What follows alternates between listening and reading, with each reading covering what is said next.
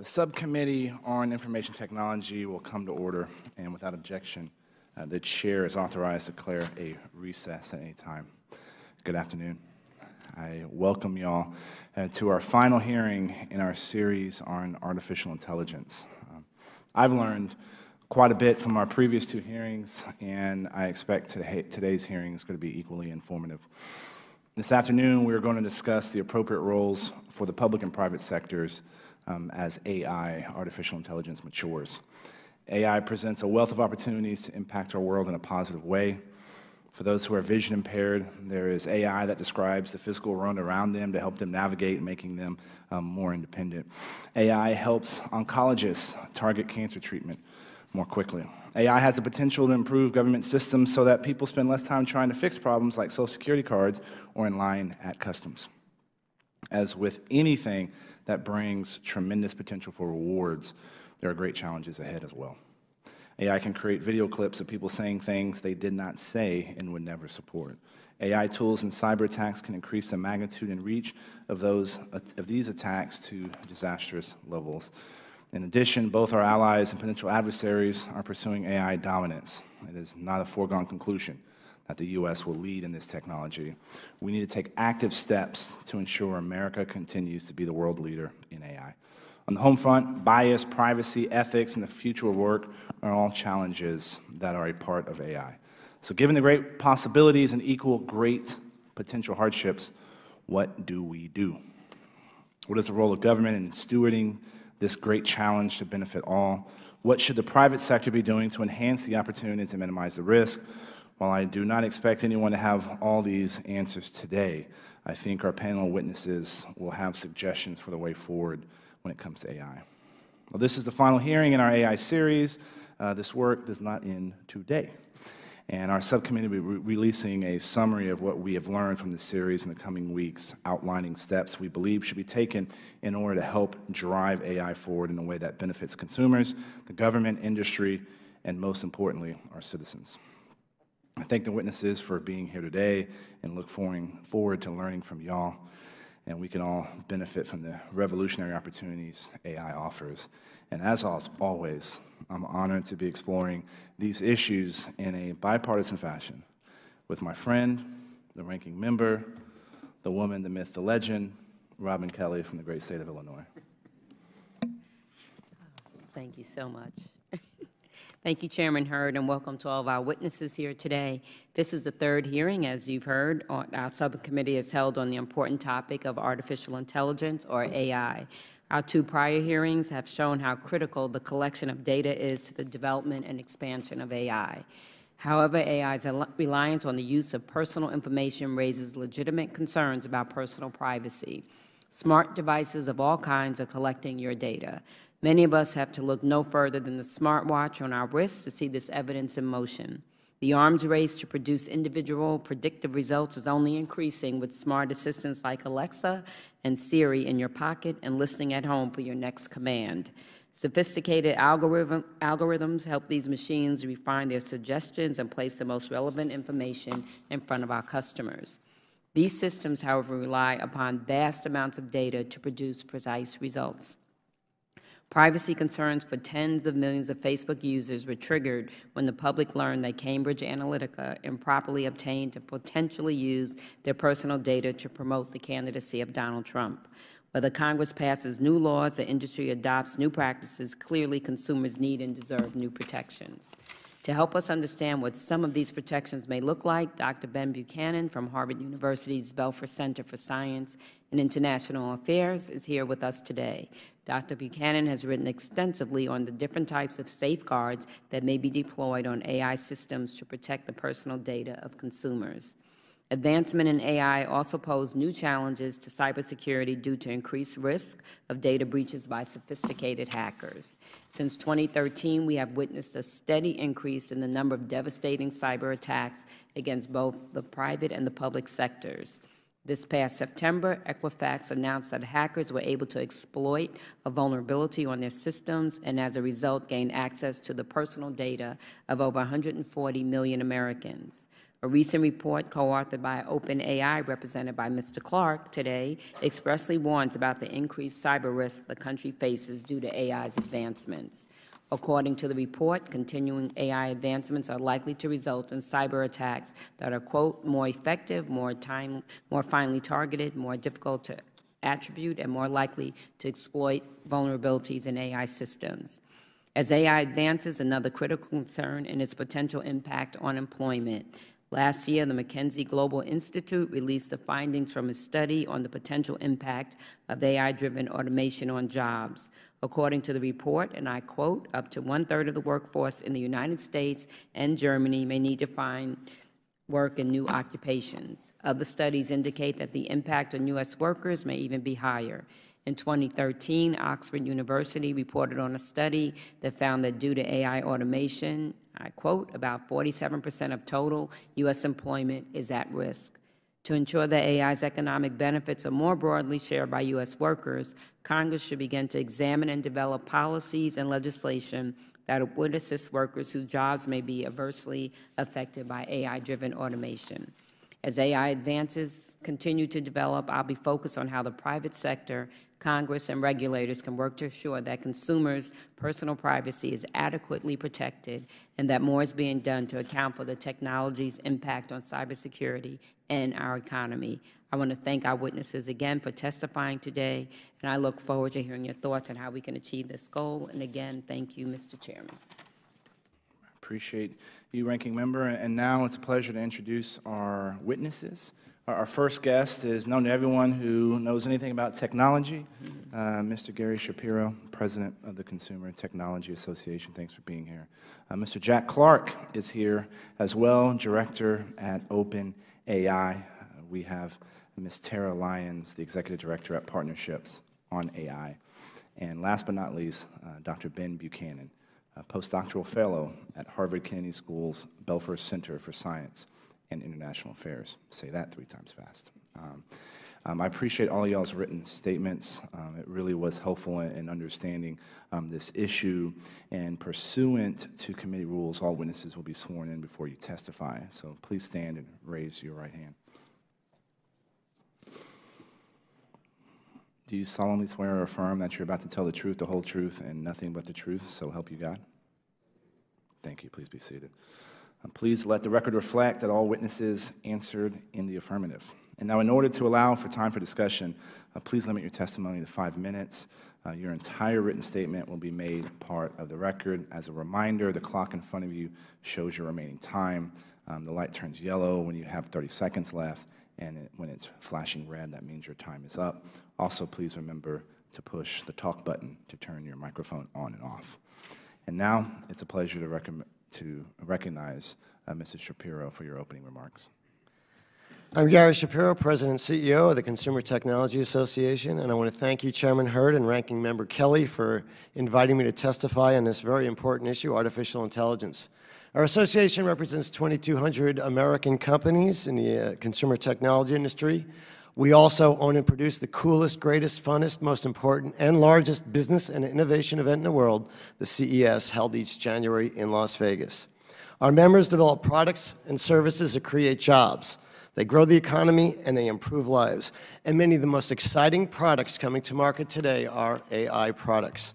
CTA and our member companies want to work with you to figure out how we can ensure that the U.S. retains its position as a global leader in AI while also proactively addressing the pressing challenges that you've already raised today. Last month, we released a report on the current and future prospects of AI, and we found that AI will change the future of everything, from healthcare and transportation to entertainment and security.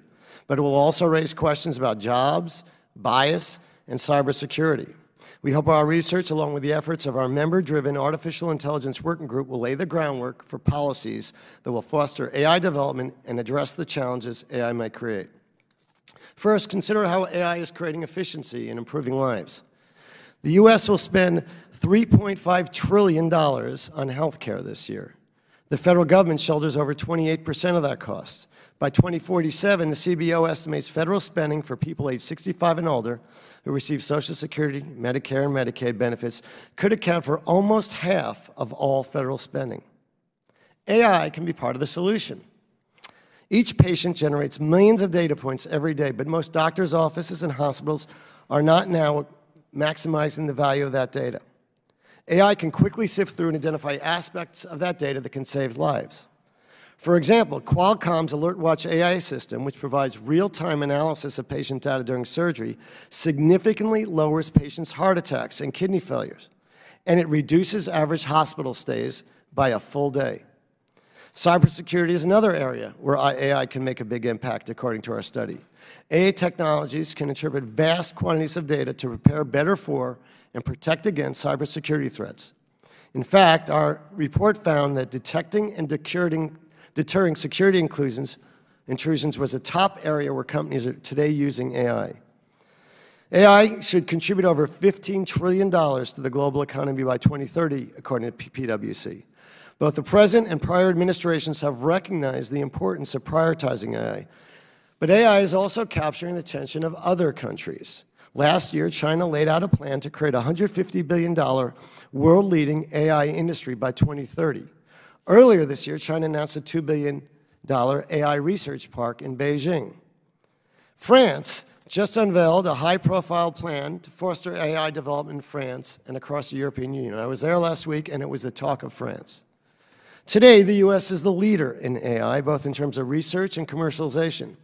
But as you said, Mr. Chairman, our position is not guaranteed. We need to stay several steps ahead. Leadership from the private sector, supported by a qualified talent pool and light-touch regulation, is a winning formula for innovation in America.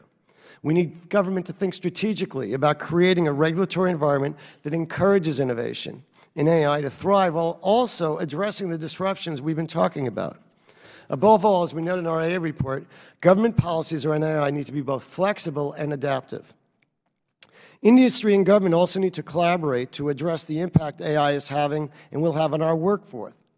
The truth is, most jobs will be improved by AI, but many new jobs will be created, and of course, some will be lost. We need to ensure that our workforce is prepared for these jobs of the future, and that means helping people whose jobs are displaced gain the skills that they need to succeed in new ones. CTA's AI Working Group is helping to address these workforce challenges. We just hired our first Vice President of U.S. Jobs, and on Monday we launched CTA's 21st Century Workforce Council to bring together leaders in our industry to address the significant skills gap in our workforce we face today. In addition to closing the skills gap, we need to use the skills of every American to succeed. CTA is committed to strengthening the diversity of the tech workforce. Full representation of our workforce will go a long way to making sure that tech products and services consider the needs and viewpoints of diverse users. We as an industry also need to address data security. We also need to welcome the opportunity to continue to work with you on that and other areas. We believe that the trade agenda, the IP agenda, and immigration all tie into our success as well in AI. There's no one policy decision or government action that will guarantee our leadership in AI, but we are confident we can work together on policies that will put us in the best possible position to lead the world in AI and deliver the innovative technologies that will change our lives for the better. Thank you, Mr. Shapiro. Mr. Clark, you're now recognized for 5 minutes. Chairman Hurd, Ranking Member Kelly, and other members of the subcommittee, thank you for having this hearing. I'm Jack Clark, the Strategy and Communications Director for OpenAI. We're an organization dedicated to ensuring that powerful artificial intelligence systems benefit all of humanity. We're based in San Francisco, California, and we conduct fundamental technical research at the frontiers of AI, as well as participating in the global policy discussion. I also help maintain the AI Index, an AI measurement and forecasting initiative, which is linked to Stanford University. I'm here to talk about how government can support AI in America, and I'll focus on some key areas. My key areas are ethics, workforce issues, and measurement. I believe these are all areas where investment and action by government will help to increase this country's chances of benefiting from this transformative technology. First, ethics. We must develop a broad set of ethical norms governing the use of this technology, as I believe existing regulatory tools are and will be insufficient. The technology is simply developing far too quickly. As I and my colleagues recently wrote in the report, malicious use of artificial intelligence, forecasting, prevention, and mitigation, this unprecedentedly rapid proliferation of powerful technological capabilities brings with it unique threats or worsens existing ones. And because of the nature of the technology, traditional arms control regimes or other policy tools are insufficient. So we need to think creatively here. So how can we control this technology without stifling innovation? I think we need to work on norms. And what I mean by norms are developing a global sense of what is right and wrong to do with this technology. So it's not just about working here in America, it's about taking a leadership position on norm creation so that we can also influence how AI is developed worldwide. And that's something that I think the United States is almost uniquely placed to do well. This could include new norms around publication, as well as norms around safety research, or having researchers evaluate technologies for their downsides as well as upsides, and having that be a part of the public discussion. I'm confident this will work. We've already seen similar work being undertaken by the AI community to deal with our own issues of diversity and bias. Here, norms have become a product of everyone, and by having an inclusive conversation that's involved a wide set of stakeholders, we've been able to come to solutions that don't require specific regulations, but can create norms that condition the way that the innovation occurs. So a question I have for you is, what do you want to know about? What are you concerned about? And what conversations can we have to make sure that we are responsive to those concerns as a community? Second, workforce. The US is currently the leader in AI technology, but as my colleague Gary said, that's not exactly guaranteed. There's a lot of work that we need to do to ensure that that leadership remains in place. And that ranges from investment in basic research to also supporting the community of global individuals that develop AI. I mean, part of the reason we're sitting here today is because of innovations that occurred maybe 10 to 15 years ago as a consequence of people I could count on these two hands. So even losing a single individual is a deep and real problem, and we should do our best to avoid it. Third, measurement. Now, measurement may not sound hugely flashy or exciting, but I think it actually has a lot of value and is an area where government can have an almost unique enabling role in helping innovation. The reason why we're here is we want to understand AI and its impact on society, and while hearings like this are very, very useful, we need something larger. We need a kind of measurement moonshot so that we can understand where the technology is developing, where it's going in the future, where new threats and opportunities are going to come from, so that we can have not only informed policymakers, but also a more informed citizenry. And I think that having citizens feel that the government knows what's going on with AI and is taking a leadership role in measuring AI's progress and articulating that back to them can make it feel like a collective across America effort to develop this technology responsibly and benefit from it. Some specific examples already abound for ways this works. DARPA wanted to measure how good self-driving cars were and held a number of competitions which enabled the self-driving car industry. 2 years ago, it held similar competitions for cyber defense and offense, which have given us a better sense of what this technology means there. And even more recently, DIUX released the XView satellite dataset and competition, which is driving innovation in AI research in that critical area to national security, and doing it in a way that's inclusive of as many smart people as possible. So thank you very much. I look forward to your questions.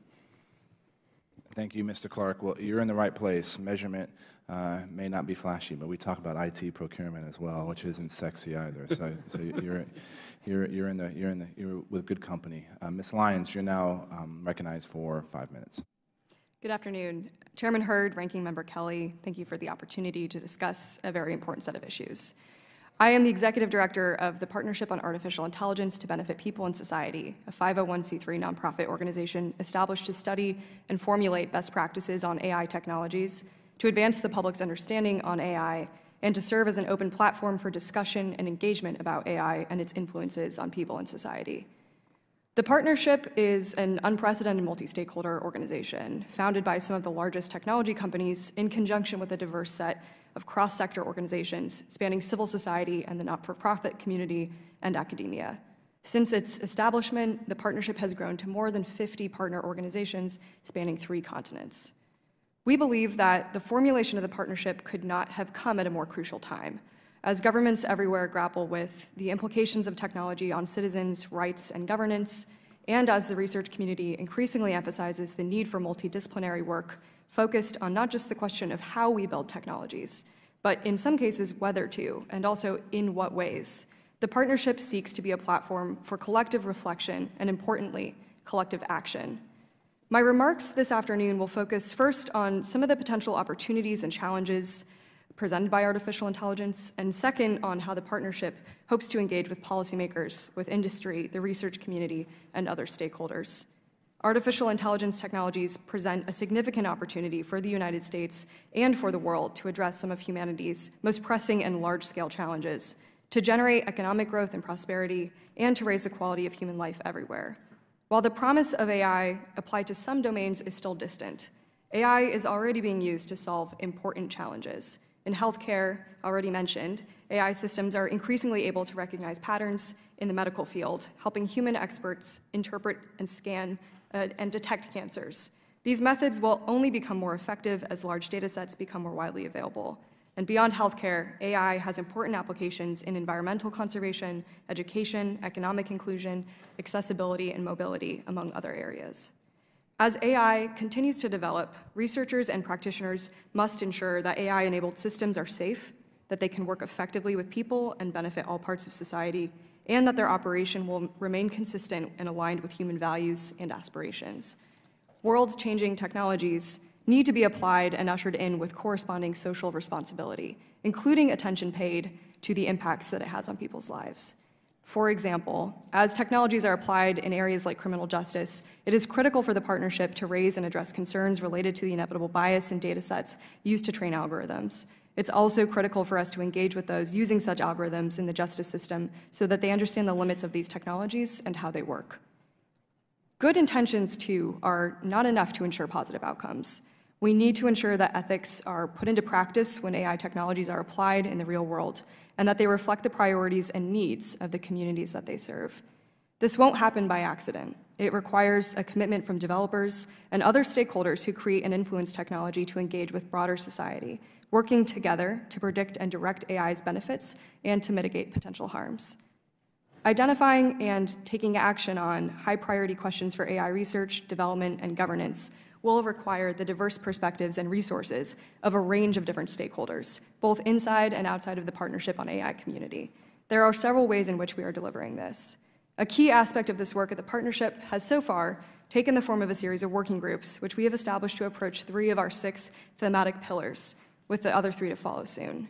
These first working groups are on safety-critical artificial intelligence, fairness, transparency, and accountability in AI, and also AI labor in the economy.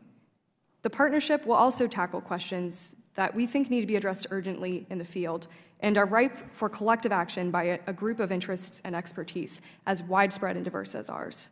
Our work will take different forms and could include research, standards development, policy recommendations, best practice guidelines, or codes of conduct. Most of all, we hope to provide policymakers and the general public with the information they need to be agile, adaptive, and aware of technology development so that they can hold technologists accountable for upholding ethical standards in research and development and better understand how these technologies affect them. We are encouraged by these hearings and the interest in policymakers in the US and worldwide, both toward understanding the current state of AI and the future impacts it may have. I thank you for your time, and I look forward to questions.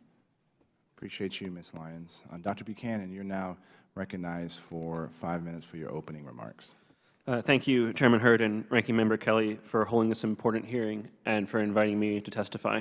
As you mentioned, I'm a fellow at Harvard University's Belfer Center for Science and International Affairs, and my research focus is on how nations deploy technology, in particular cybersecurity, including offensive cyber capabilities and artificial intelligence.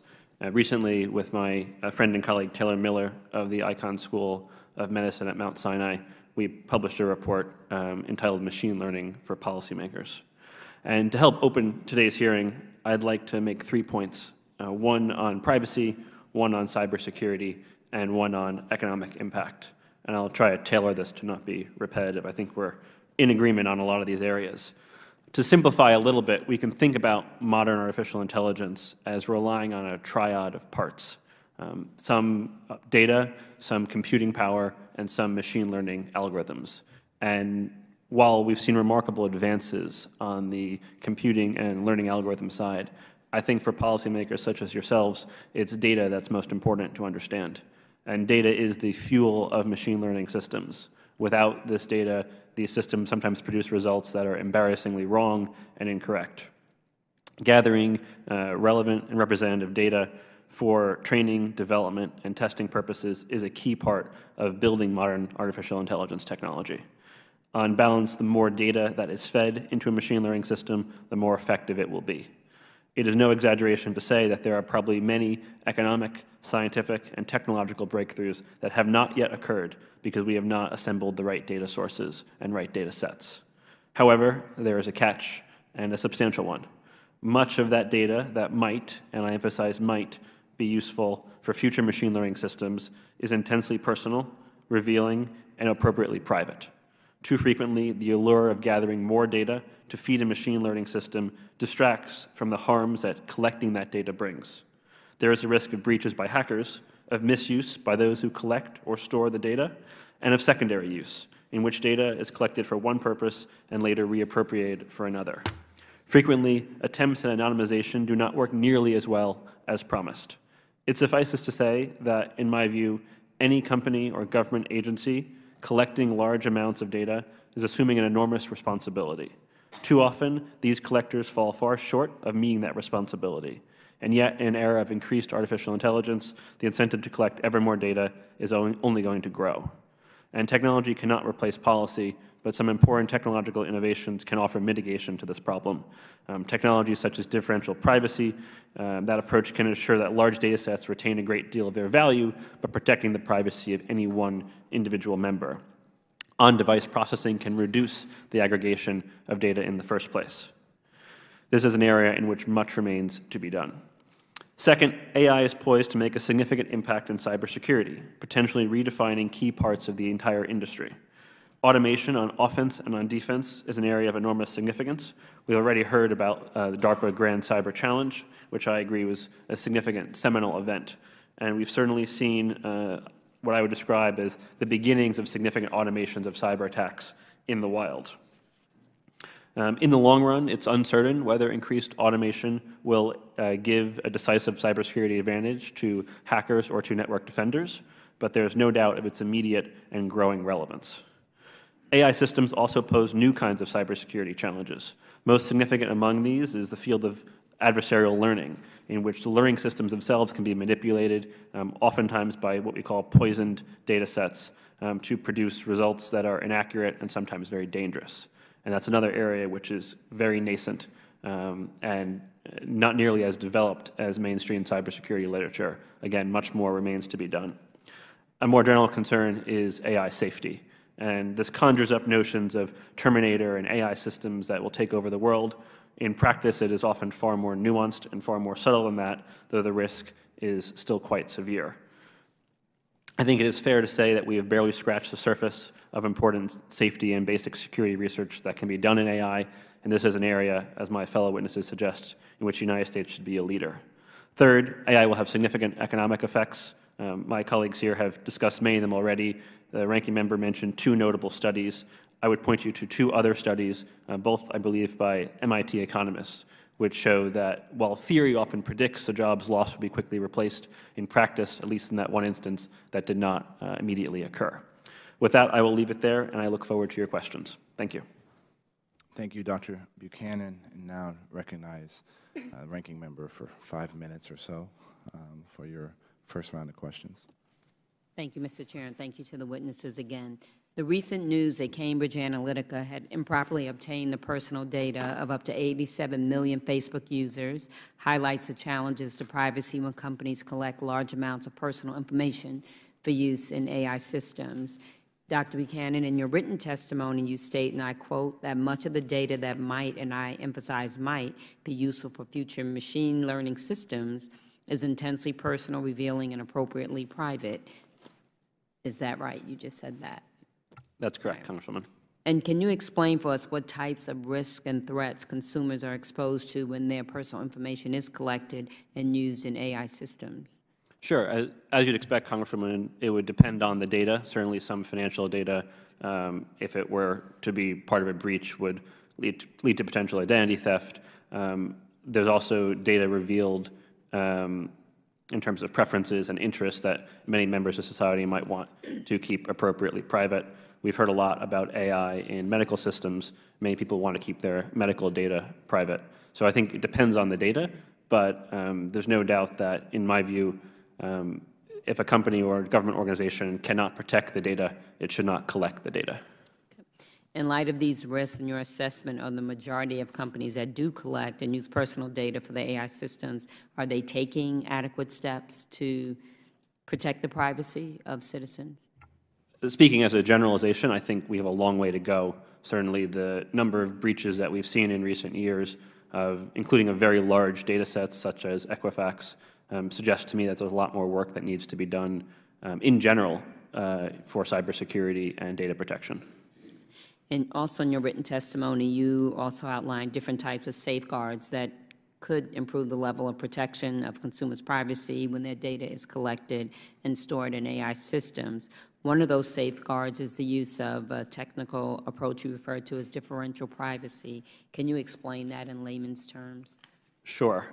Simplifying a fair amount here, differential privacy is the notion that before we put data into a big database from any individual person, we add a little bit of statistical noise to that data.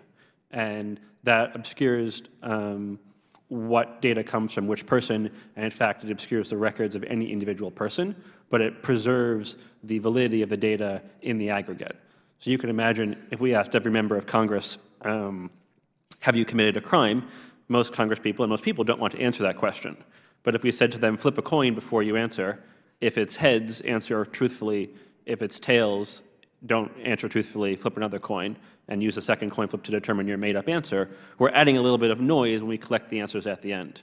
And using a little bit of math at the back end, we can subtract that noise and get a very good aggregate picture without knowing which members of Congress committed crimes. So the broader principle certainly holds, again, with a fair more math involved, that we can get big picture views without sacrificing the privacy or criminal records of individual members of the data set. I have not committed a crime, by the way. But Neither have I. do you feel like if more businesses adopted this differential privacy, this type of security measure would be more effective in mitigating the risk to personal privacy? With something like differential privacy, the devil's in the details. It has to be implemented well. But as a general principle, yes, I think it's a very positive technical development and one that is fairly recent. So we have a lot of work to do, but it shows enormous promise, in my view. Thank you. And in addition to this, you also identify in your written testimony another type of security control known as on-device processing. Can you, again, in layman's terms, explain on-device processing and how it operates to protect sensitive and personal data? Sure. This one's much more straightforward. It's essentially the notion that if we're going to have a user interact with an AI system, it is better to bring the AI system to them rather than bring their data to some central repository. So if an AI system is going to be on your telephone, your cell phone rather, you can interact with the system and do the processing on your own device rather than at a central server where the data is aggregated. Again, as a general principle, I think that increases privacy. And in your assessment, what are the reasons why more companies in general are not deploying these types of security controls? Certainly, as a matter of practice, they require enormous technical skill to implement. Frankly, I think some companies want to have the data, want to aggregate the data and see the data, and that's part of their business model. And that's an incentive for those companies not to pursue these approaches. What recommendations would you have for ways in which Congress can encourage AI companies to adopt more stringent safeguards for protecting personal data on consumers? I think Mr. Clark has made excellent points about the importance of measurement, and I think this is an area that I would like to know more about and measure better of how are American companies storing, securing, and processing the data on Americans. So that'd be, Chairman Hurd mentioned measurements, a topic of interest to this committee, and I think that would be one place to start. And just lastly, a part of the struggles that companies has, is it because they don't have enough of the expertise because it's not in the workforce? Yes, Congresswoman, I think that's right. There's an enormous demand that has not yet been met for folks with the skills required to build and secure these systems. That's true in AI, and that's true in cybersecurity generally. And would the rest of the witnesses agree with that also? Yes, the last comment. Yeah, we need 10, 100 times more people with these skills. I would agree with Dr. Buchanan. Thank you, and thank you, Mr. Chair. Thank you, Ranking Member. Mr. Shapiro, I had the fortune of attending CES, the Consumer Electronics Show, this recent January. Thanks for putting on such a good show. I learned a lot about artificial intelligence and how important data is in training the actual training the algorithm.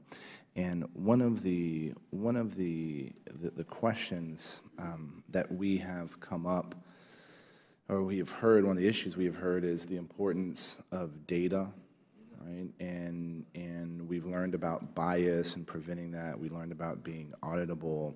We know we have to invest more money in AI. We also know we need to train people better. Who should be taking the lead, right? Like who is the person who should be driving kind of this conversation, or maybe let me narrow the question. Who in government should be driving kind of the investment dollars in this? And I know you have peer research at universities, you have the national labs. Who should be coming up with that, with our investment plan in AI? Well, I think, first of all, we have to agree on the goals. I'd like the idea of measurement as well. And I think the goals are, number one, we would like the U.S. to be the leader. Two, we want to solve some fundamental human problems involving healthcare, safety, cybersecurity, and others, and we could define goals with those. And third, we want to respect people's privacy. And I think there has to be a national discussion on some of these issues. Because let's take the issue of privacy, for example, and we've heard a lot about that today. The reality is, culturally, we're different on privacy than other parts of the world. In China, the concept of privacy is, especially in this area, is that the citizens really don't have any. They're getting social scores, their government's monitoring what they do socially, and certainly there doesn't seem to be much legal restriction on accessing whatever people do. Europe has taken a very different. They're really focused on privacy. They have the right to be forgotten. They have the right to erase history, something that it seems anathema to us. How could you change the facts and take them off the internet?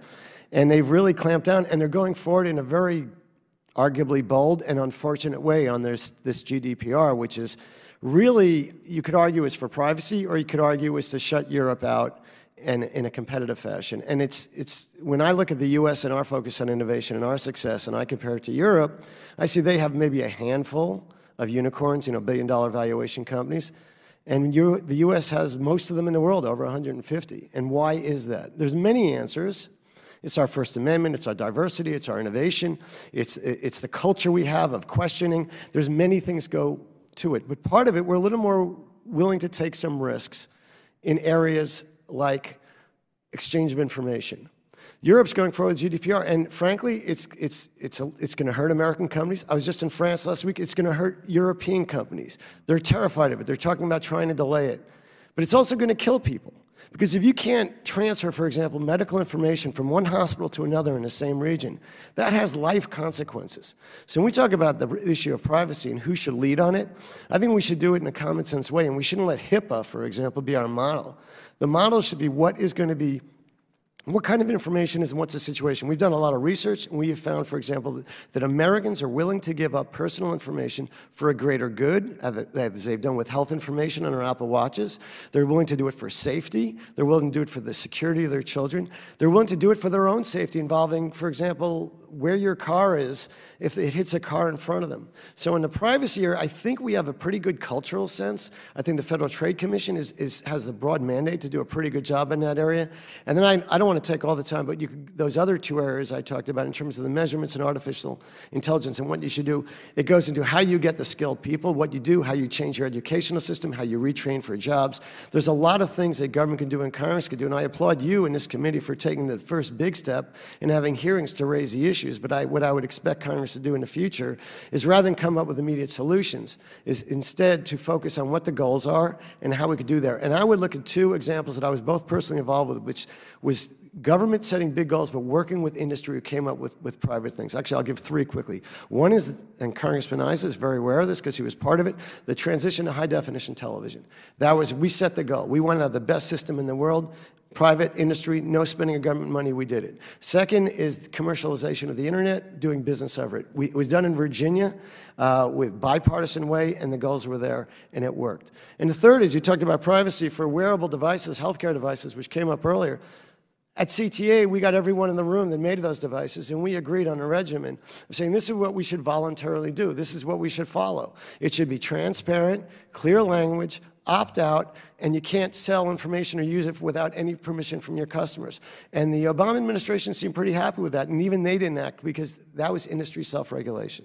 Got you. Thank you, Mr. Shapiro. I'm going to come back for another round of questions, but now I'd like to recognize my friend from the Commonwealth of Virginia for his first round of questions.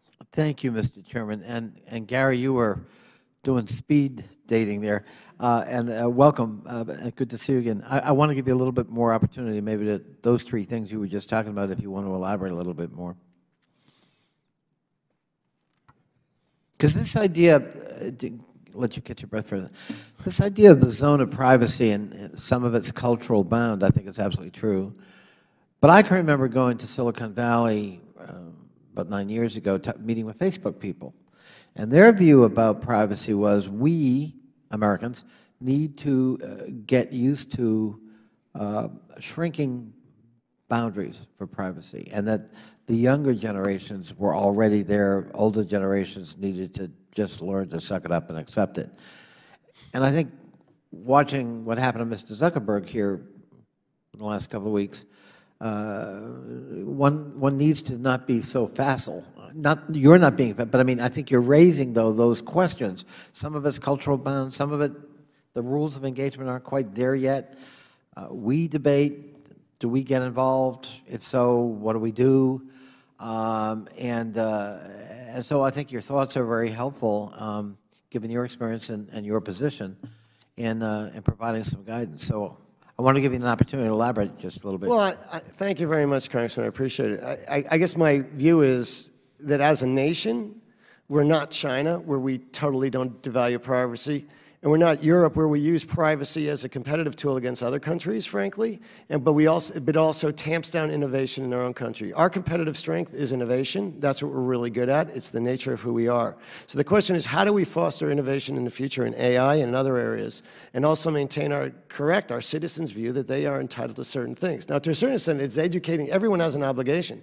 The obligation of business is to tell our customers what it is we're doing with our data in a clear and transparent way. And frankly, we haven't done a great job at it.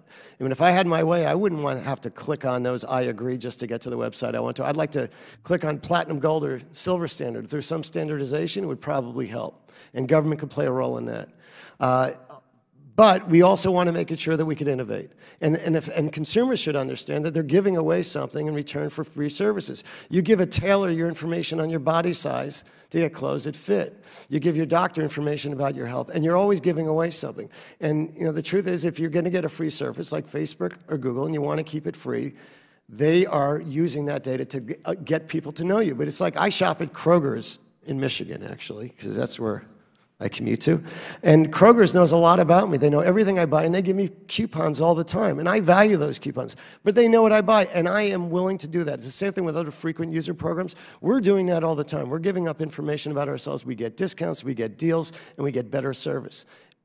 If we do it with our eyes open and we're educated about it, that's fine. Now, the role of citizens is to understand. By the way, we know you shop at Kroger's last Thursday, and that fondness you've got for frozen rolls has frankly surprised us.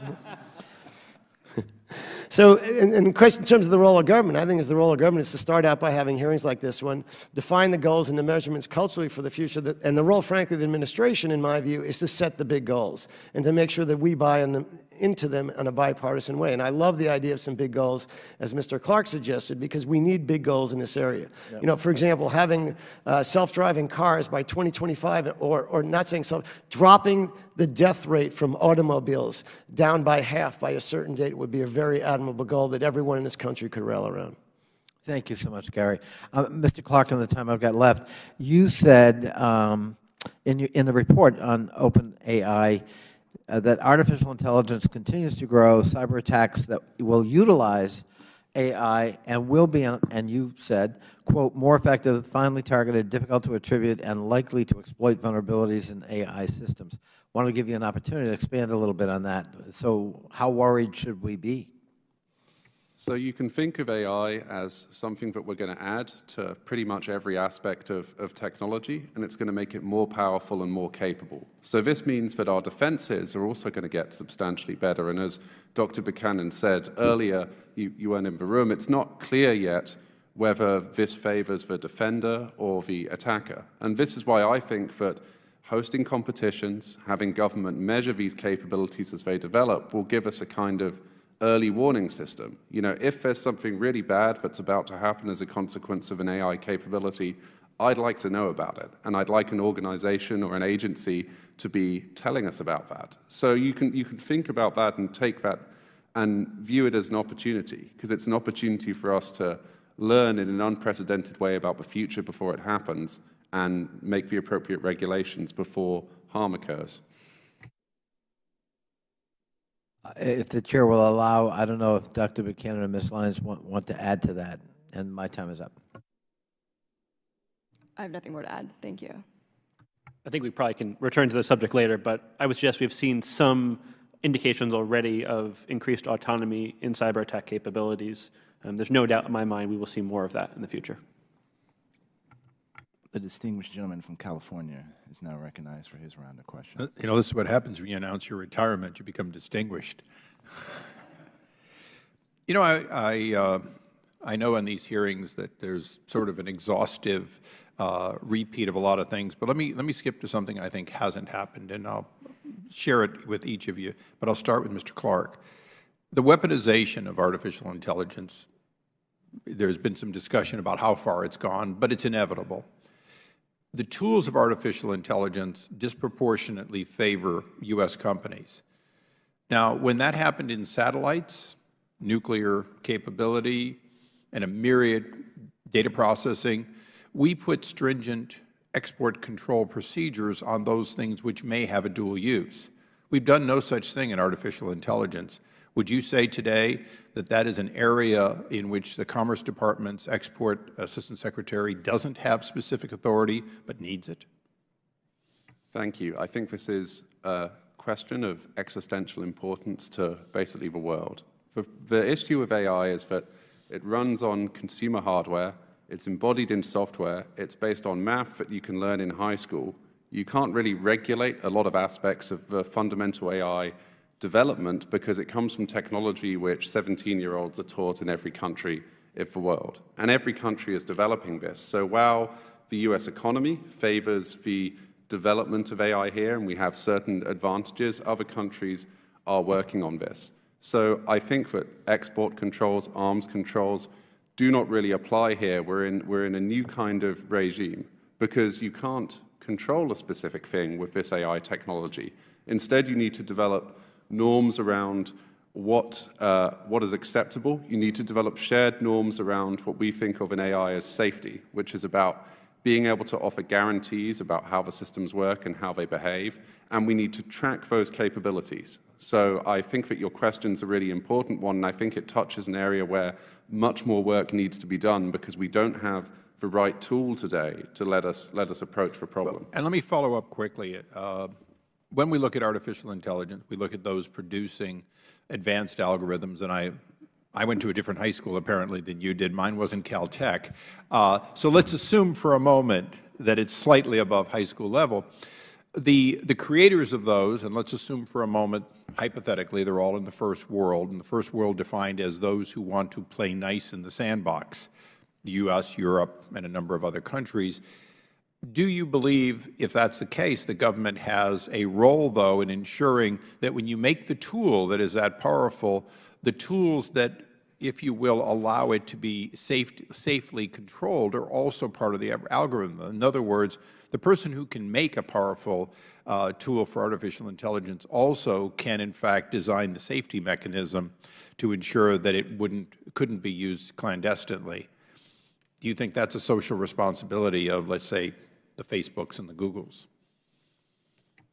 I think we have a social responsibility to ensure that our tools are safe and that we're developing technologies relating to safety and reliability in lockstep with capabilities. You know, that's something that the organization I work for, OpenAI, does. We have a dedicated safety research team, as does Google's DeepMind. They do as well. So you need to develop that. But I think to your question, it's how do you, if you have those tools, make sure everyone uses it?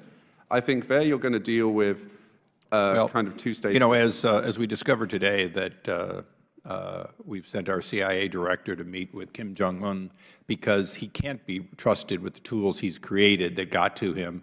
I might have a different view on the export controls, but Mr. Shapiro, since you've given me every possible look on your very creative face as these answers came through, let me allow you to answer that, but I want to shift to one other question. You mentioned a little bit Hipaa. Now, the history of Hipaa is pre-computer data. It is, in fact, a time in which basically pieces of paper were locked up at night and not left out on desks so that one patient didn't see another patient's records, and that you didn't arbitrarily just answer anyone over the phone. The reality, though, today is that the tools that your industry, the industry you so well represent, you have tens of thousands of tools that are available that can gather information, and often they're limited by these requirements from really interacting with the healthcare community in an efficient way. Do we need to set up those tools to allow healthcare to prosper in a interactive cloud-based computer generation? And I'll just mention, for example, the problem of interoperability between Department of Defense, the Veterans Administration, and private doctors. That has been one of the, it has confounded our veterans, often leading to death, to overdose, for a lack of that capability. Do you have the tools, and what do we need to give you to use those tools?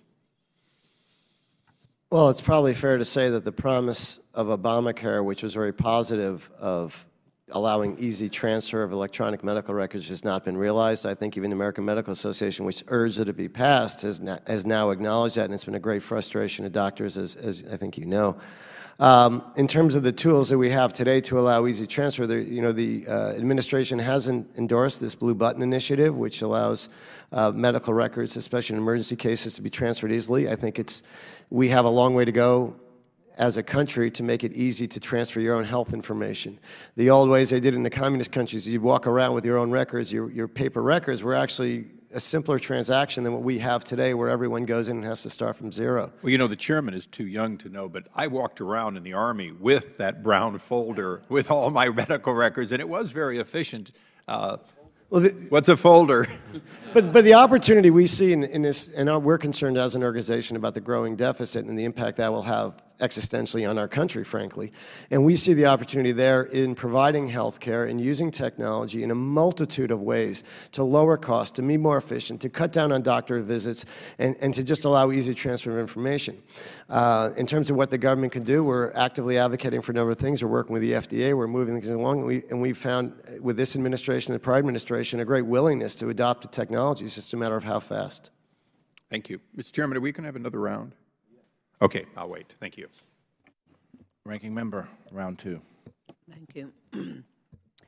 Given Facebook CEO Mark Zuckerberg's comments last week to Congress, how would you evaluate AI's ability to thwart crime online, from stopping rogue pharmacies, sex trafficking, IP theft, identity theft, to cyber attacks? And whoever wants to answer that question, I'm listening.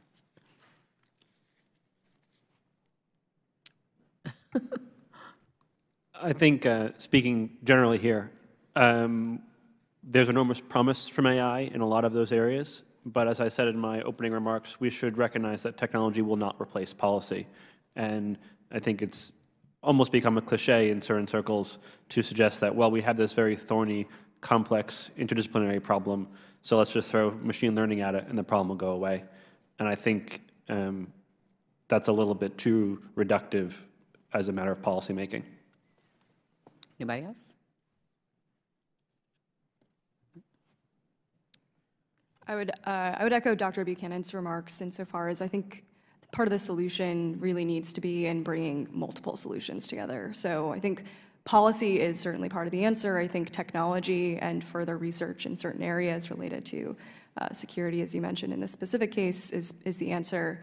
And I think also, that is sort of the project of the organization that I represent insofar as the interest of bringing different sectors together to discuss the means by which we do these things in the right ways. Thank you. Dr. Buchanan, what types of jobs do you see that will be threatened in the short term by AI, automation, and what about in the long term as well? Certainly in the near term, I think the jobs that are most at risk are jobs that involve repetitive tasks. And certainly this has always been the case with automation. But I think, as you can imagine, as artificial intelligence systems become more capable, what they can do, what they consider repetitive, certainly would increase. And I think jobs that involve, again, repetition of particular tasks that are somewhat by rote, even if they're jobs that still involve intellectual firepower, are on balance more likely to be under threat first. And in the long term, what do you see? As we move towards an era of things like self-driving cars, one could imagine that services like Uber and Lyft might not see a need for drivers, and taxis might not see a need for, taxi companies rather, might not see a need for drivers. There's some suggestion that if we had such a world, we would need fewer cars in general. Certainly members of Congress are acutely aware of how important the auto industry is to the United States. So when you look at a longer term horizon, I think there's more uncertainty, but there's also a lot more potential for disruption, particularly with knock-on effects of, if the auto industry is smaller, for example, what would the knock-on effects be on suppliers to companies, even beyond just the narrow car companies themselves?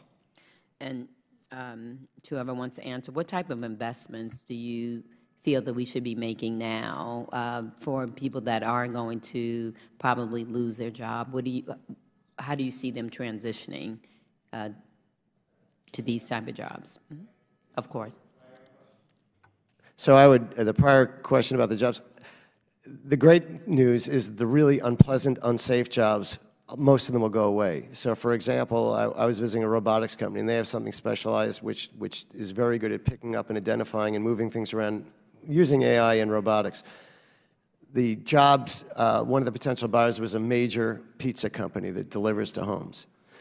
The way they do it is they make dough, and the dough today is made by people in a very cold, sterile environment. They wear all this equipment to be warm and also to be sterile. They can only work, it's very ineffective. No one wants to do the job at all, and this solves that problem. There's also thousands of other conditions where jobs are really difficult. It could be picking agriculturally, where now there's devices which do that, and they do have to be fairly smart to identify the good versus the bad and what to pick and what not to pick.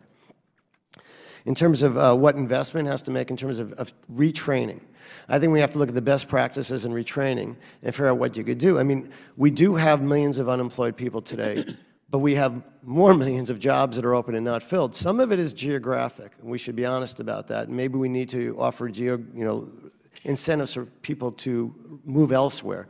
But some of it is skills. And the question is, what has worked before? What skills that you can train someone for, whether it's a customer service center or whether it's something basic programming or helping out in other ways. I think we have to look at individual situations, figure out what's out there that's already worked, and try some new things. Because a lot of what has worked in the past will not work in the future. And the longer-term investment is obviously with our kids. We just have to start training them differently. And we also have to bring back respectability to work which is technical work. as Germany has done, and focus on apprentice programs and things like that, and not just assume that a 4-year degree is for every American, because it's not a good investment of society, and there's a lot of unemployed people who went to college who don't have marketable skills. Mr. Clark. So I think that this touches on a pretty important question, which is where the jobs get created, because new jobs will be created, will be uneven. And where the jobs get taken away will also be uneven. So I want to refer to a couple of things I think I've already mentioned. One is measurement.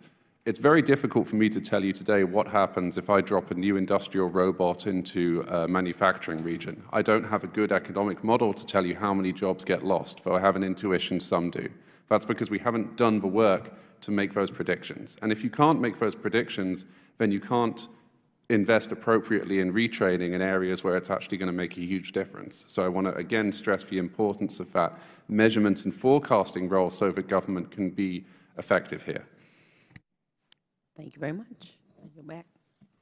Mr. Clark, you talked about a competition, akin to Robotics One, akin to self-driving car. What is the competition for AI? What is the question that we send out and say, hey, do this thing, show up on Wednesday, August 19th, and bring your best neural network and machine learning algorithm? So I have a suggestion. The suggestion is a multitude of competitions. This being the Oversight Committee, I'd like a competition on removing waste in government, bureaucracy, which is something that I'm sure that everyone here has a feeling about. But I think that that actually applies to every committee and every agency. The Veterans Agency can do work on healthcare. They can do a healthcare moonshot within that system that they have to provide healthcare to a large number of our veterans. The EPA can do important competitions on predicting things like the environmental declines in certain areas affected adversely by extreme weather. Every single agency has data, it has intuitions of problems it's going to encounter, and it has competitions that it can create to spur innovation. So it's not one single moonshot, it's a whole bunch of them, and I think every part of government can contribute here, because the great thing about government is you have lots of experience with things that typical people don't. You have lots of awarenesses of things that are threats or opportunities that may not be obvious, and if you can galvanize kind of investment and galvanize competition there, it can be kind of fun, and we can do good work. So along those lines, how would you declare a winner? In which aspect? Let's say we were able to get, we can take one. Let's take HHS. Let's take Medicare. Medicare overpayments, perfect example. And let's say we were able to get that data protected in a way that the contestants were able to have access to it. And you got 50 teams to come in and solve this problem. How would you grade them? So in AI, we have a term called the objective function. What it really means is just the goal. And whatever you optimize the goal of the thing for is what you'll get out. So doing that goal selection is important because you don't want to pick the wrong goal, because then you'll kind of mindlessly work towards that. But a suggestion I'd have for you is the time it takes a person to flow through that system.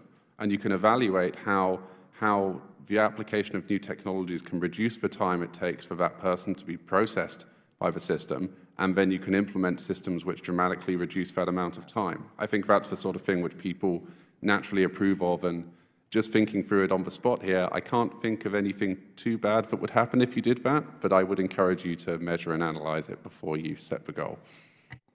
Ms. Lyons, what's the next milestone when it comes to artificial intelligence? From a technical perspective or otherwise? From a technical perspective. Well, I think what a lot of the AI research community is looking towards is AI platforms that can be applied to more generalized tasks than just the very narrow AI that we see applied in most of the circumstances that we've described today.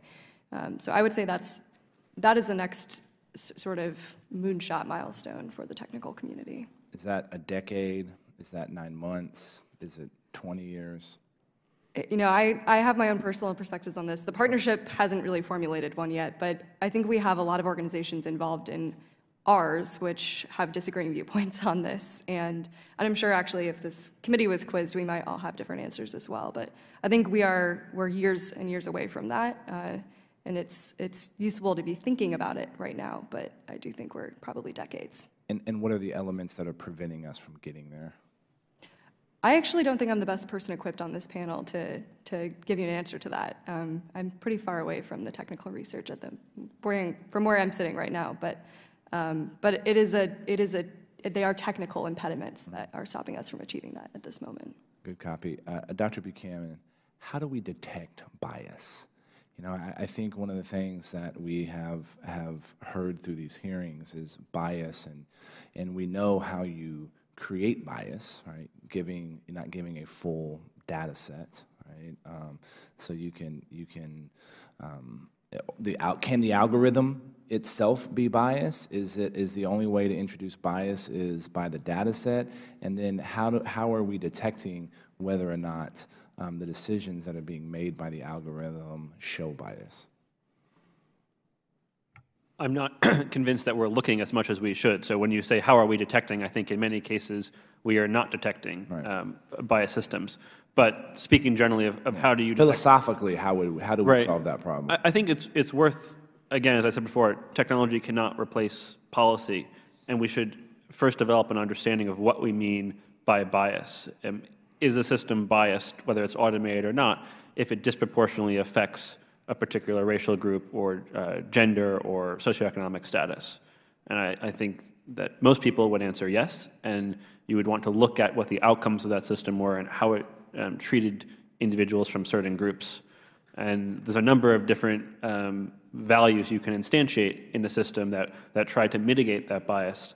But bias is a concept that we intuitively all feel, but it's often quite difficult to define. And I think a lot of the work in detecting bias is first work in defining bias. Mr. Clark. So I have two suggestions. I think both are pretty simple and doable. One is whenever you deploy AI, you deploy it into a cohort of people. Let's say I'm deploying a public service speech recognition system to do a kind of better version of a 311 service for a city. Well, I know I have demographic data for that city, and I know that people that speak, perhaps not with my accent, but a more traditional American one, are going to be well represented. You have an accent? It's sometimes called Australian, yeah, got it. but it's actually English. So I think that when you look at your city, you're going to see people who are represented in that city, but are not the majority. So you test your system against the least represented people and see how it breaks. That will almost invariably surface areas where it can be improved. And the second aspect is you need more people in the room. This requires like a concerted effort on STEM education and on fixing the diversity in STEM, because if you're not in the room, you probably just won't realize that a certain bias is going to be obvious, and we do need to fix that as well. So we've all,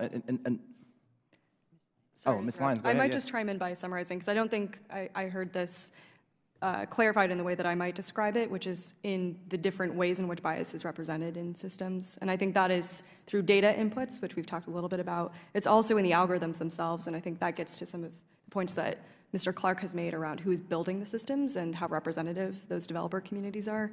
And then I think further than that, it's also in the outcomes represented by those various inputs and the ways in which there might be adverse or outsized impacts on particularly at-risk communities who are not involved in technology development. So just wanted to add that. Well, that's incredibly helpful. We've all been talking about what should the standards be, or what are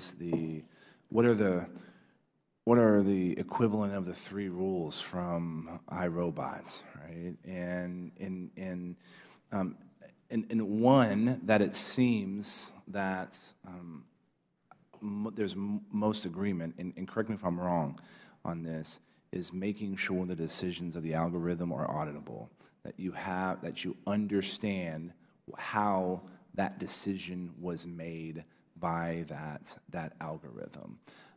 There's been so many examples of an AI system producing something, and the people that design the algorithm have no clue how the algorithm produced that. Is that the first rule of artificial intelligence? What are some potential contenders for the rules of ethical AI? And Dr. Buchanan, maybe start with you, go down the line if anybody has opinions. I suggest that the first rule might generate more discussion than you'd expect on this panel. in general, there is oftentimes a trade-off because of the technology involved in AI systems between what we call the explainability or interpretability of an algorithm's decision and how effective the algorithm is or how scalable the algorithm is. So while I certainly think it's an excellent aspiration to have an explanation in all cases, and while I probably believe that more than many others, I could imagine cases in which we worry less about how the explanation or how the algorithm makes its decision and more about the decision. For example, in medicine, we might not care how it determines a cancer diagnosis as long as it does so very well. In general, however, I suggest explanations are vitally important, particularly when it comes to matters of bias. And particularly given the technology involved, they're often hard to get. Anybody else have opinion? Ms. Lyons?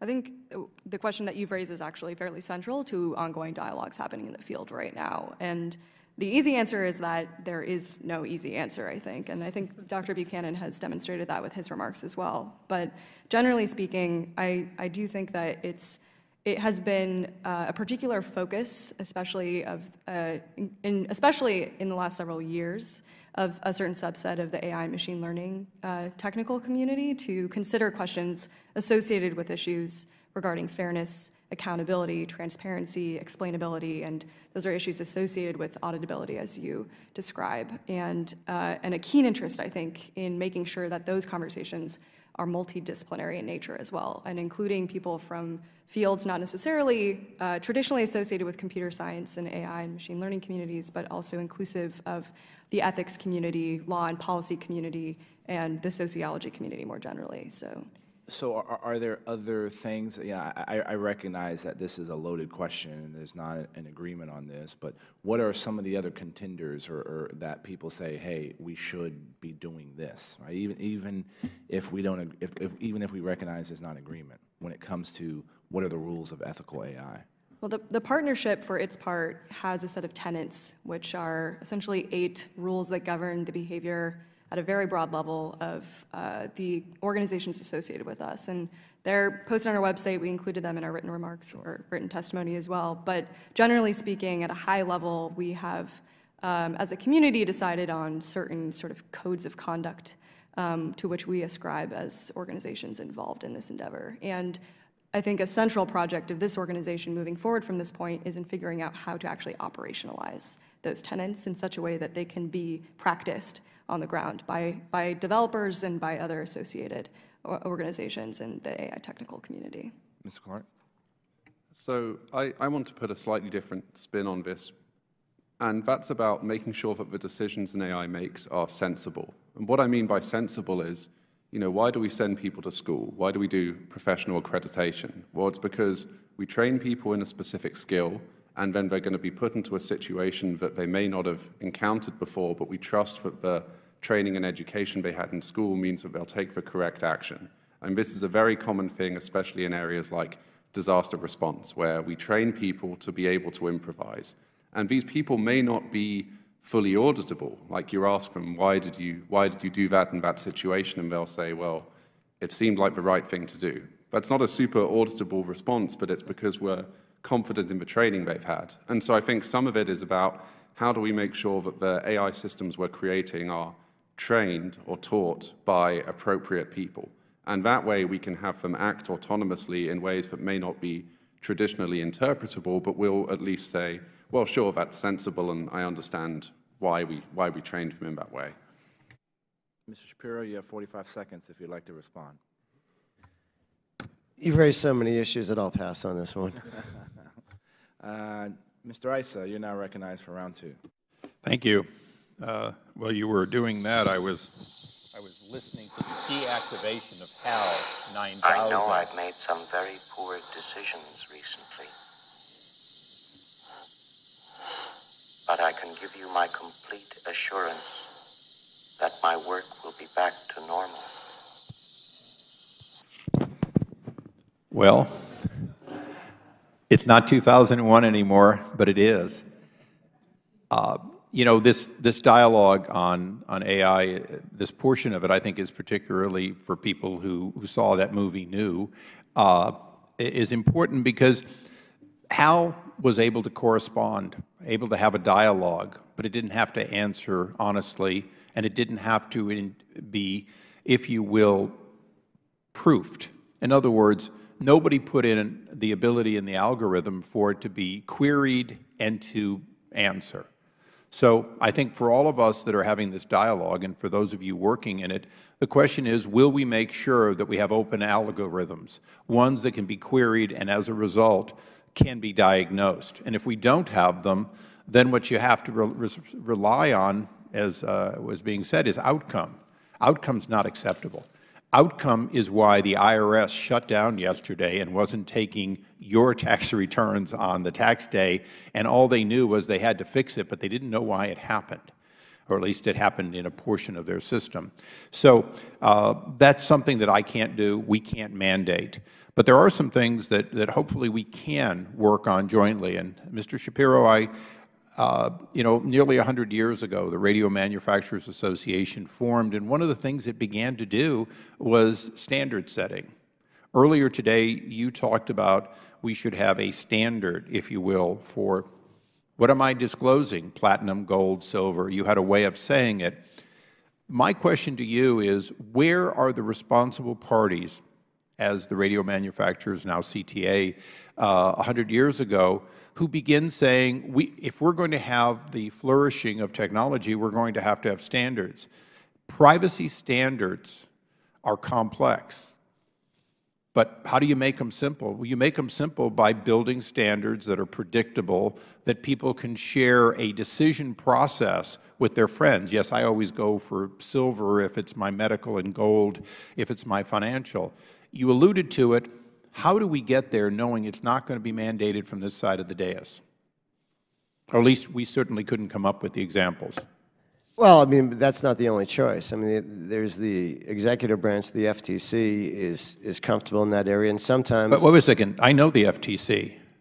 They're very comfortable after something goes bad telling us it went wrong. How often do they actually predictively able to say what the quote, industry standard is before something? They certainly haven't done it in data intrusions.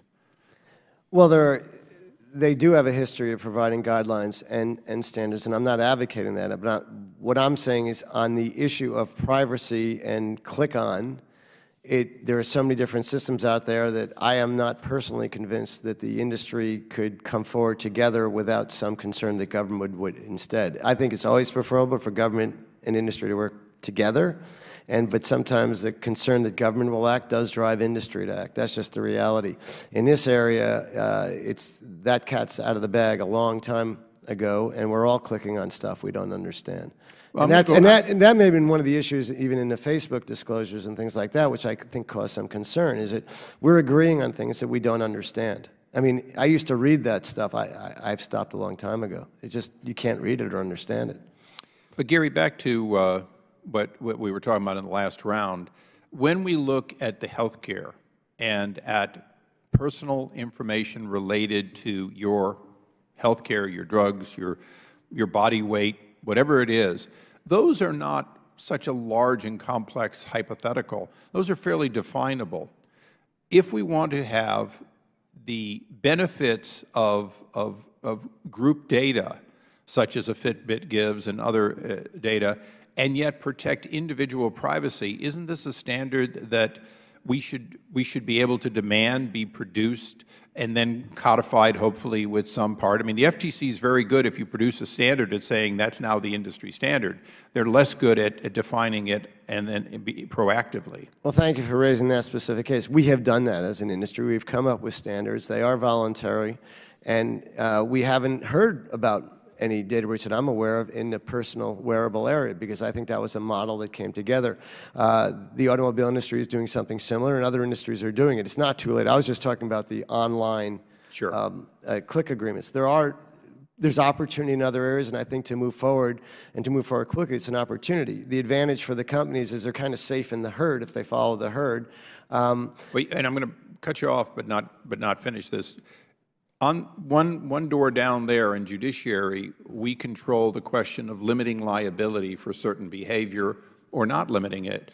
Where, in your opinion, and I can take the rest of you if the chairman will allow, where is it we need to act to show that if you live by those best practices, knowing that just like that thing I played, it will not be 100%, but if you live by those practices, your liability is in some way limited. In other words, non-punitive if you're doing the right thing. Because right now, Congress has not acted fully to protect those who would like to enter this industry. Well, you've asked the question and answered it at the same time. Obviously, being in business yourself, you understand that risk and uncertainty are factors. We're seeing that in the trade problems we face today, the potential tariffs. The uncertainty is so great. I did have that told to me just last night by somebody who knows about the question of not setting prices for their customers for Christmas because they don't yet know what the tariff will be.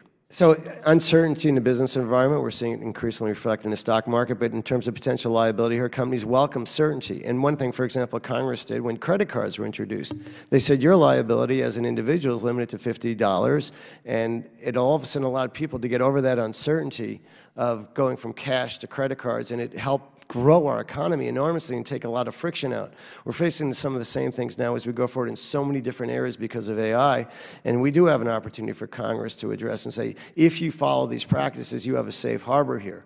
And but that's a very difficult thing to do, and especially when it gets to debates about privacy and leaks and things like that. But everyone's looking for best practices, and the issues we were discussing earlier having to do with cyber and how do you protect. I mean, game will never end. You build a better mousetrap, you get smarter mice. So we're going to keep raising that bar, and that's the challenge that Congress will face. But some safe harbors would be certainly welcome in this area as it grows rapidly, and I think there's a role to play. And I think this is a great, amazing set of first 3 hearings to start on what will be a process with government and industry and consumers.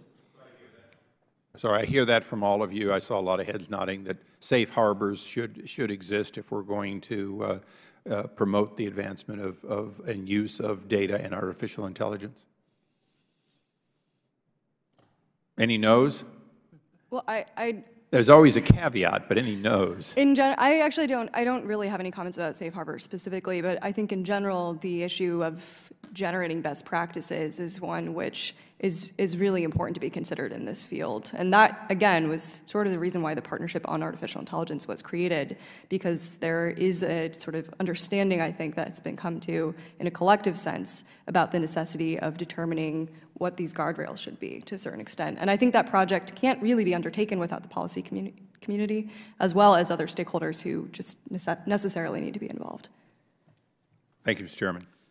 I would also put myself down as embracing a caveat here, Congressman. I think one of the dangers is that we agree on a set of best practices that are not, in fact, anywhere near best practices, and we think our work is done. So while I support safe harbors if they align to practices that do protect privacy and advance security, I would suggest we are a long way from those practices in place today. So we should not lock in the status quo and think our work is done. Well, you know, I've owned Model Ts. I've owned cars from the 50s, 60s, 70s, 80s, and so on. I don't think we lock in best practices. We only lock them in for a product at the time that the product is new and innovative, and we have an expectation for the manufacturer that that product will become obsolete. Nobody assumes that a Model T is the safest vehicle, or even a '66 Mustang, but we do make expectations at the time of manufacturing. You know, there was a time years ago when a man lost a limb on a lathe, and he sued the company, even though the lathe had been made in 1932, and it was already 50 years later, and we had to create a law that prohibited you from going back and using today's standards against the manufacturer. You could use it against the company if they hadn't updated, but you couldn't use it against the manufacturer. That's an example of safe harbor, where if you make to the standards of the day, you are not held for the standards that change on a product that is a fire and forget. You don't own it or control it. And so that's what I was referring to. Your expectation that, yes, there has to be continuous innovation and that people have to stay up with the standards, of course, we're not expecting that. But then the question is, will we see it from your side, or will we try to have the same people who have the system that shut down on the last tax filing day be the ones determining best practices? Thank you, Mr. Chairman. Would the gentleman engage in a colloquy? Of course. What's a Model T? No, I'm joking. Well, you know, I just want you to know that when the big bang comes, the Model T is one of the vehicles that will still crank up and run. Well, I'm coming to your house, Congressman Issa. I have two final questions. The last question is actually a simple question. But the first question is I recognize we can have a whole hearing on the topic. And I lump it generally in pre-crime. Right? You have jails and that are making decisions on whether someone should be released based on decisions based on algorithms. We have people making decisions about whether they believe someone's going to potentially commit a crime in the future. And I would lump this in pre-crime. And the question is, should that be allowed? Gary? I'll foolishly take a shot at that. It depends on the risk involved. For example, in an airplane security situation, I think it makes sense to use biometrics and predictive technology and gait analysis and voice analysis and all the other tools that are increasingly available to predict whether someone's a risk on a flight. Israel does it increasingly, and it makes sense. In a penal system, release system, I think we have more time and we're more sensitive to the fact that there are clearly racial differences in how we've approached things since day one. It may not make that much sense. So I'd say it's situational. Mr. Clark? We have a robot at OpenAI, and we trained it to try and reach towards this water bottle. And so we obviously expected that the robot would eventually grab the water bottle and pick it up. But what we discovered the robot had learned to do was to take the table the water bottle was on and just bring it towards itself, fulfilling the objective, but not really in the way that we wanted it to. So I think I'd agree with Gary that maybe there are some specific areas where we're comfortable with certain levels of classification because the risk of getting it wrong, like a plane, is so high.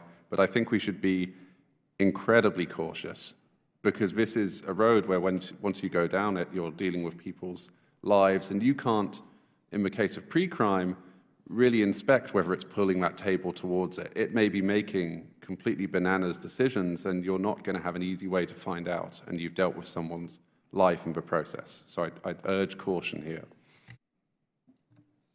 I'll say this with the caveat that I've provided previously on other answers, which is that the partnership hasn't yet had a chance to formulate a position on this formally. But I think that this question speaks to a lot of the challenges associated with bias in the field right now, which we discussed a little bit earlier, and I think also the challenges of what happens as a result of the decontextualization of technology and the application of it in areas where it may or may not be appropriate to have it be applied. So I think it's really important to consider the impacted communities, especially in the case of criminal justice applications, and I think that needs to be a required aspect of conversation about these issues.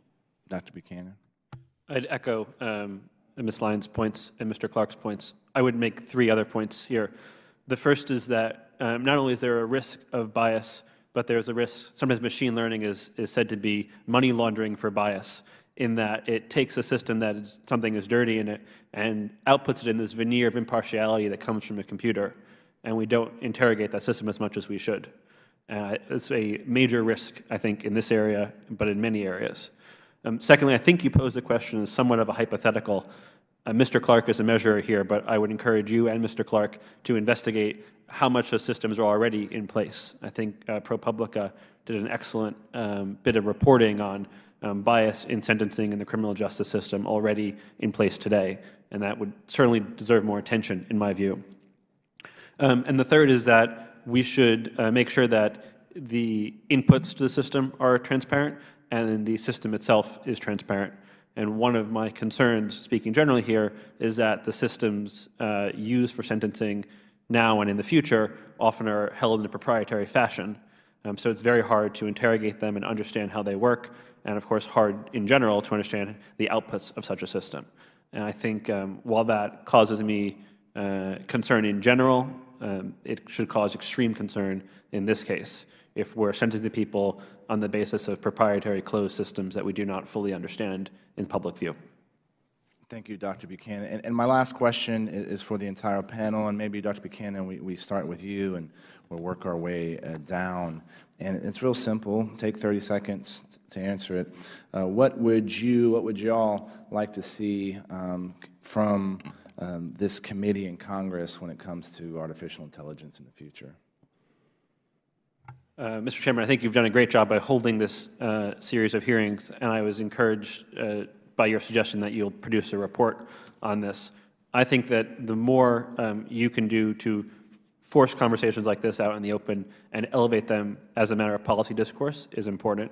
I would suggest that as an academic, I view my job to think about topics that are important but are not urgent, that are coming but are not here in the next month or two. I would suggest that many committees in Congress should take that as a mandate as well. And I would encourage you to adopt that mindset as you approach AI. There are a lot of very important subjects in this field that will never reach the urgency of the next week or the next month, but will very quickly arrive and are still fundamentally important to virtually all of our society. Ms. Lyons. At the risk of redundancy, I also want to say thank you for the engagement, Chairman. I think that having more of these types of conversations and more knowledge transfer between those working on technology and those governing it in fora like this is deeply important. And I think, again, I'd like to offer myself and the rest of the organizations in the partnership as a resource to whatever extent is possible in that project of education and further understanding. And think that it's deeply important for policymakers as well to consider the unique impact and role that they might have in technology governance, especially within the context of a multi-stakeholder setting, which is especially characteristic, I think, of the AI field right now. Thank you. Well, before we get to you, Mr. Clark and Mr. Shapiro, y'all aren't allowed to thank us, because I want to thank y'all. We have to prevent, as we've learned in the last couple of weeks, and many of our colleagues in both chambers are unfamiliar with basic things like social media. And so we have to elevate the common body of understanding on some of these topics. And so y'all's participation today, y'all's written statements, y'all's oral arguments help inform many of us on a topic that, you know, when I went around the streets here in the Capitol and asked everybody, what is AI, most people, if they were older than me, described how. That's why I thought was laughing when Isa brought that in. And people that were younger than me referred to Ava, right, from Ex Machina. And so, so y'all are helping educate us. So, Mr. Clark, Mr. Shapiro, what should this committee in Congress be doing on AI? Until the first time I tried to build a table, I was a measure once, cut twice type of person. And then after I built that really terrible broken table, I became a measure twice, cut once person. The reason why I say that is that I think that if Congress and the agencies start to participate in more discussions like this, and we actually come to specific things that we need to measure, that we want to build around, like competitions, it will further understanding in sort of both groups. Like, there's a lot that the AI community can learn from these discussions, and I think that the inverse is true as well. So I'd welcome that, and I think that's probably the best next step we can take. Mr. Shapiro, last word. I'm happy to embrace my colleagues' offers and views and appreciation. I have 3 quick suggestions. One, I think you should continue this, but go to field hearings at great places where there is technology, like Massachusetts or Las Vegas in January at CES. Second, I think government plays a major role because government's a big buyer. And in terms of procurement, I think you should focus on where AI could be used in procurement and set the goals and the results rather than focus on the very technical aspects of it. Third, in terms of, I think also that while Congress may not easily get legislation, it could have a sense of Congress. It could have a sense of Congress that it's an important national goal that we cut automobile deaths or we do certain things by a certain date. And setting a national goal, with or without the administration, could be very valuable in terms of gathering the nation and moving us forward in a way which benefits everyone and really keeps our national lead in AI. That's a great way to end our series. I want to thank our witnesses for appearing before us today. The record is going to remain open for 2 weeks for any member to submit a written opening statement or questions for the record. And if there's no further business, Without objection, the subcommittee stands adjourned.